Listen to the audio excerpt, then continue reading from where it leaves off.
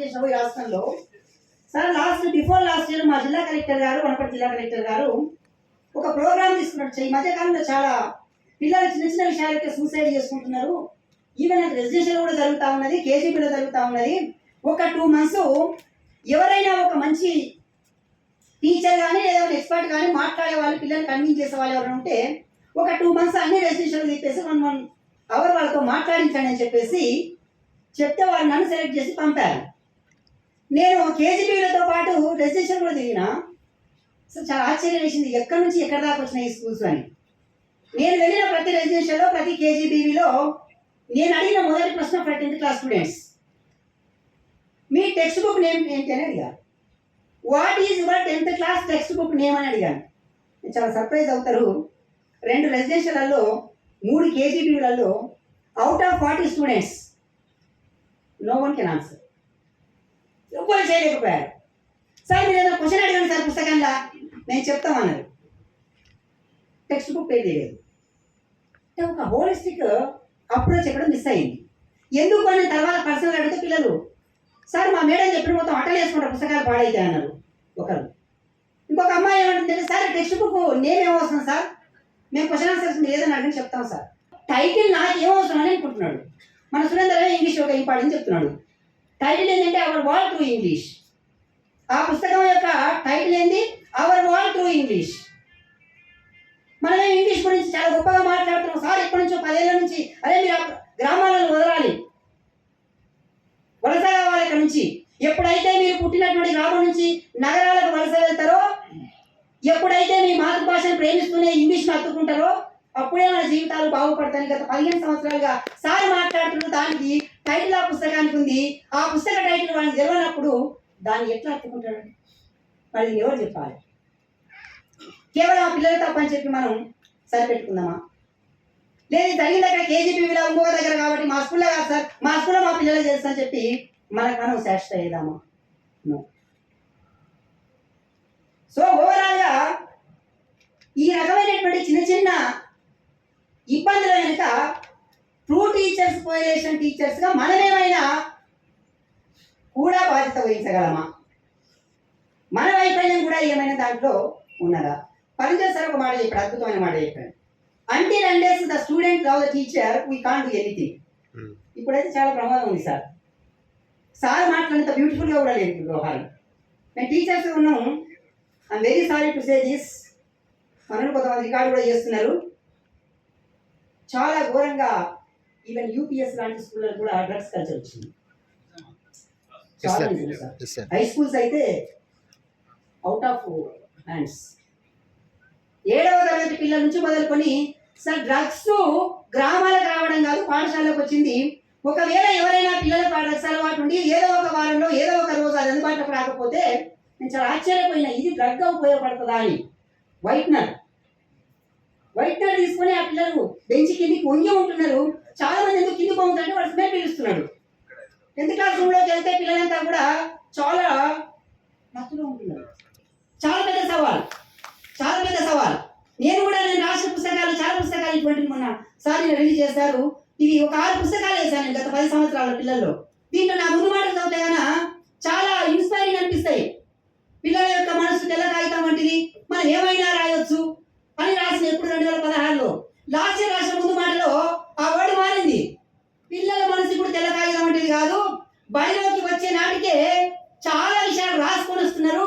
ఆ రాసినవన్నీ కూడా కొన్ని తప్పుడు రాతలు ఉంటున్నాయి. ఆ తప్పుడు రాతలను చెరిపేసి ఇప్పుడు మంచి రాతలు రాయడం టీచర్ యొక్క బాధ్యత అని నేనే నా వర్షను మార్చుకోవాల్సి వచ్చింది 10 ఏళ్ళు.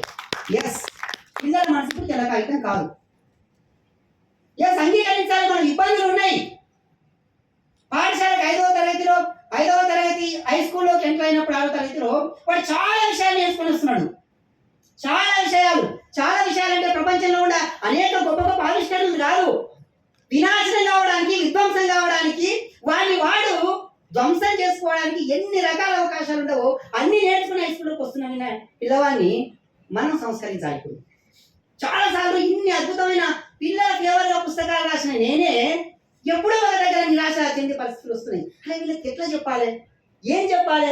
ధర్నాలు చేసిన టీచర్స్, గురుకులాల్లో ఉండేటువంటి సంఘాలు బయటకు వచ్చి ధర్నాలు చేసినాయి. ఐపీఎస్ ఆఫీసర్కి అసలు ఎట్లా సెక్రటరీ చేస్తారు? అది చేయాల్సింది ఐఏఎస్ కదా. సార్ గన్ తీసుకొని తరగతి గదిలోకి వస్తే మాకు భయం వేస్తుంది. ఇంకా దురదృష్టం ఏమిటంటే రాజకీయ విశ్లేషణ చేసి గొప్ప మేధావులు అన్న వాళ్ళు కూడా సార్ గణేష్ ధర్నాలు పాల్గొన్న వాళ్ళు ఉన్నారు. కానీ వాళ్ళే 2014 అక్టోబర్ 25 కరెక్ట్ చెప్తున్నా సార్ డేట్ నేను, మే 25 అనుకుంటా సార్. పూర్ణ ఆనంద్ ఎవరెస్ట్ మే 25. 2 ఏళ్ల తర్వాత మొత్తం కూడా మారిపోయింది. నిన్నటికి నేను చాలా ఆశ్చర్యపోయినా సార్. ఆ వర్డ్ మాట్లాడుతున్న డి ప్రకాష్ గారు నిన్న వనపర్తిలో ఒక మీటింగ్ జరిగింది. సురవరం ప్రతాప్ రెడ్డి గారు జయంతి జరిగితే సార్ కూడా చీఫ్ గెస్ట్గా పాల్గొన్నారు. రాజకీయ విశ్లేషకులు తెలంగాణ రాష్ట్ర సమితి అనేటువంటి పార్టీని పెట్టడంలో 5 మంది ఉంటే 5 మందిలో ఒకరైనటువంటి వి ప్రకాష్ గారు సార్ గురించి ఒక మాట చెప్తే అక్కడంతా హాలంతా కూడా చాలా ఆశ్చర్యపోయింది. నేను అన్నాను వాడుతున్నా సార్, వారికి అర్థమైనంత కూడా మీతో జర్నీ చేస్తున్నప్పుడు అది నేను మాకు అర్థం కాలేదు సార్. పర్వతం ఎక్కడానికి పూర్ణ ఎక్కిండొచ్చు, ఆనంద్ ఎక్కిండొచ్చు, ఎక్కినందుకు పిల్లల్ని అభినందిస్తున్నాను నేను. కానీ ఆ పిల్లలను ఎక్కించాలన్న నిర్ణయం తీసుకునేటువంటి ఆర్ఎస్ గారి గుండె ధైర్యానికి నాకు నిద్రలు పూర్తి చేసుకున్నా కూడా కొట్టండి సార్, తప్పని గట్టి ఏం కాదు, కట్టుకోవడం కాదు. Everything is fine. Purna Everest ఎక్కింది, ఆనంద్ ఎవరెస్ట్ ఎక్కిండు. ప్రపంచంలోనే అతి చిన్న వయసులో ఎవరెస్ట్ ఎక్కినటువంటి పిల్లలు ప్రపంచ రికార్డు సృష్టించడం వల్ల వాళ్ళు ఎవరో ప్రపంచానికి తెలిసింది, ఆర్ఎస్పీ గారు ఎవరో ప్రపంచానికి తెలిసింది, స్వేరో ప్రపంచానికి తెలిసింది. కానీ నేను ఒక పుస్తకంలో రాసినట్టుగా డెత్ జోన్ ముద్దాడిన మట్టి బిడ్డలు అని రాసిన అదే రోజు ఆర్టికల్ 2014 మే 25 సాయంత్రం జరిగిన తర్వాత న్యూస్ వచ్చిన ఆర్టికల్ రాశాను. డెత్ జోన్ ముద్దాడిన మట్టి బిడ్డలు అని అద్భుతమైన ఆర్టికల్ రాశాను. జస్ట్ ఇమాజిన్, అప్పటిదాకా ధర్నాలు చేసిన వాళ్ళు, అప్పటిదాకా ఐపీఎస్ ఎట్లిస్తారన్న వాళ్ళు, అప్పటిదాకా ఎట్లా అని చెప్పి రకరకాల ప్రశ్న చేసిన వాళ్ళు ఒక్కసారిగా మహా విస్ఫోటమై రోడ్ల మీదకి వచ్చేవాళ్ళు. సార్ పరిస్థితిని చేసి ఊహించండి ఏం జరిగి ఉండేది. అని ఎందుకు ఆయన నిర్ణయం తీసుకున్నాడు? ఆ పిల్లలకి ఏమన్నా అయితే సార్ తెలుసు పరిణామాలు ఎట్లుండవో, చాలా చాలా చాలా ఎక్స్ట్రీమ్ కాన్సిక్వెన్సెస్ ఉండేవి. అది ఏమైందో నేను చెప్పలేను ఇక్కడ. అదేదో సార్ ఉద్యోగానికి సంబంధించిన అంశం కాదు, ఎక్కడ దాకా వెళ్ళేదో చెప్పలేము. మరి ఎందుకు అంత రిస్క్ చేశారు? ఎందుకంత రిస్క్ చేశారని అంటే, ఎస్ నిజంగా ఏదైనా అన్ఫార్చునేట్గా ఏదైనా జరిగితే సార్ మొత్తం డ్యామేజ్ అవుతుంది. తనకి సక్సెస్ అవుతే ప్రత్యక్షంగా వేలాది మంది పిల్లల, పరోక్షంగా లక్షలాది మంది జీవితాలు ఇన్స్పైర్ అయితే నా మిషన్ ముందుకెళ్తుంది అని సార్కు తెలుసు. మనం అందరం కూడా ఎప్పుడు సపోర్ట్ కొట్టినాం ఇట్లే కదా. తెలంగాణలో కోట్లాది మంది ప్రజలు ఉన్నారు కదా, పోనీ మన భాషలో చెప్పాలంటే బహుజనులు కూడా చాలా కోట్లలో ఉన్నారు కదా. మరి వీళ్ళందరికీ సెక్రటరీగా ఏం చేయగలను నేను అనుకున్నప్పుడు మరొక ఆలోచన చేసిండు. అప్పుడు కూడా మనం ఆశ్చర్యపోయినాం. నాకు గుర్తుంది సార్ బాగా, ఆ రోజు సాయంకాలం 3:15 మీకు ఏదో పని మీద ఫోన్ చేశాను. మీరు చాలా న్యాచురల్గా మాట్లాడి ఫోన్ పెట్టేసిండ్రు. మీరు పెట్టేసిన 45 నిమిషాలకు 4:40కి స్క్రోలింగ్ వస్తుంది, డాక్టర్ ఆర్ఎస్ ప్రవీణ్ కుమార్ తన ఉద్యోగానికి రాజీనామా. అదే సార్ ఇది జస్ట్ ఆ ప్రకటనకు నేను కూర్చునే వాళ్ళం కదా. అది ఎంతమంది అవకాశం ఇచ్చేసాం మాకు, మా బాధ మాది. నిజం, నేను అనుకున్నా. సార్ సెక్రటరీగా ఉన్నప్పుడు ఎస్పీతో ఫోన్ లో మాట్లాడుతుంటే నేను కిరణ్ కుమార్ కృష్ణ కూడా మాట్లాడాడు. ఎస్పీలు కలెక్టర్ తో నేను చాట్ చేసేవాడిని. Top most all India second rank 2012లో శ్వేతా మహంతి గారు ఫోన్ మాట్లాడి చాలా తక్కువ. ఏదైనా ఉంటే మెసేజ్ మేడం అంటే స్వామి వచ్చారు. నేను నన్ను చూసా వెనక శక్తిని చూసి నేను అనుకున్నాను ఎంత పని చేస్తే మీరందరూ అనుకున్నారు. కానీ తర్వాత కాలంలో మళ్ళీ ఒక స్టెప్ తీసుకున్నారు. పని విధానాన్ని అక్షరాల తెలుగు సమాజంలో 10 ఏళ్ళు ప్రయాణం చేసిన వాళ్ళని గొప్పగా కీర్తించిన మనమే అర్హత వాళ్ళు అనుకోలేదు, అర్థం అనుకోలేదు మనమే అన్నాం. ఆ స్టెప్ తర్వాత మళ్ళీ అనివార్య కారణాల వల్ల అనేక రాజకీయ పరిణామాల వల్ల జరిగిన మరొక స్టెప్ ఇప్పుడు ఎక్కడైతే ఉన్నాడో ఆ స్టెప్ తీసుకున్నప్పుడు ఇక మనం అందరం కూడా ఏదో భూమి అంతా బద్దలైనట్టుగా ఆర్ఎస్ సరస్సు వాళ్ళ సరస్సు అవుతుంది. కానీ ఈరోజు చూడండి, ఈరోజు ఏం జరుగుతున్నది రాష్ట్రంలో. మొన్న ఒక ఇష్యూ జరిగితే ఇష్యూని మిగతా వాళ్ళు ఏదో నార్మల్గా మాట్లాడలే కాబట్టి మాట్లాడినాయి. కానీ సార్ దాన్ని అక్షరాల ఎవిడెన్స్తో సహా పెడుతుంటే ప్రతిపక్షాలు అధికార పార్టీ మొత్తం నోరు మూసుకున్నాయి, ఏం మాట్లాడలేదు. సీఎం పొలిటీషియన్ అధికార పార్టీ బాగా సంబంధాలు ఒక పొలిటీషియన్ నాతో ఏమన్నారంటే, కిరణ్ మీ సారు మాట్లాడుతున్నప్పుడు గతంలో ఏమైనా కామెంట్ చేసేవాళ్ళు మా వాళ్ళు, కానీ మీరు గమనించండి అధికారంలో ఉన్నటువంటి ఏ సీనియర్ మంత్రి కానీ ఏ సీనియర్ లీడర్ కానీ ఆర్ఎస్పీ గారు పెట్టే ప్రెస్ మీట్లకు కామెంట్ చేయడం లేదు. ఎందుకనంటే కామెంట్ చేస్తే నేను దొరికిపోతాం. ఈసారి ఎవిడెన్స్ సహా చెప్తున్నాడు. మా వాళ్ళు ఎవరైనా మాట్లాడుతుంటే మాట్లాడే వాళ్ళు జూనియర్స్ మాట్లాడుతున్నారు. నేను పేరు చెప్పకూడదు కానీ నిన్న వచ్చినటువంటి ఎమ్మెల్సీ వీళ్ళు మాట్లాడుతున్నారు. ఒక్క సీనియర్ కామెంట్ చేయట్లేదు. ఎస్ సార్, ఒక సీనియర్ పొలిటిషియన్ 45 ఏళ్ళు senior politician 1 by 1 sir step తీసుకున్నప్పుడల్లా మనం భయపడ్డాం. కానీ ఈరోజు మొత్తం తెలంగాణ సమాజం అంతా కూడా సార్ వైపు చూస్తుంది. ఎస్, సార్ వైపు చూస్తుంది. నేను ఈ నాన్న వచ్చిన తర్వాత నేను హిస్టరీ అంతా మీకు చెప్పే ప్రయత్నం చేస్తున్నా.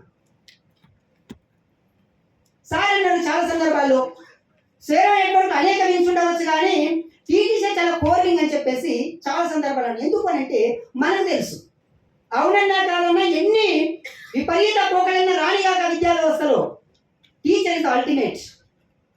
40 మంది విద్యార్థుల తరగతి గదికి టీచరే అల్టిమేట్ సొల్యూషన్.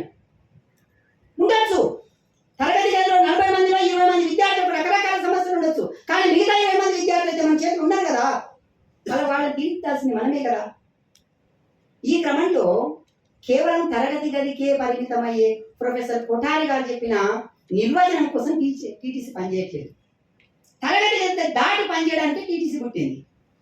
కేవలం తరగతి గది కోసమే టీటీసీ అయితే అవసరం లేదు. నేను చెప్పినట్లుగా చాలా సంఘాలు ఉన్నాయి, మనం అందరం అనివార్యంగా దాంట్లో కూడా సభ్యులుగా ఉన్నాం. కానీ అంతకు మించిన లక్ష్యం ఏదో టీటీసీకి. ఎట్లా చేస్తాం సార్, మేము టీచర్స్ కదా, వేరే వాళ్ళు చేయట్లేదా? నాకు ఒక ఆఫ్ ద రికార్డు చెప్పాలి సార్ ఇక్కడ. ఇది ఒక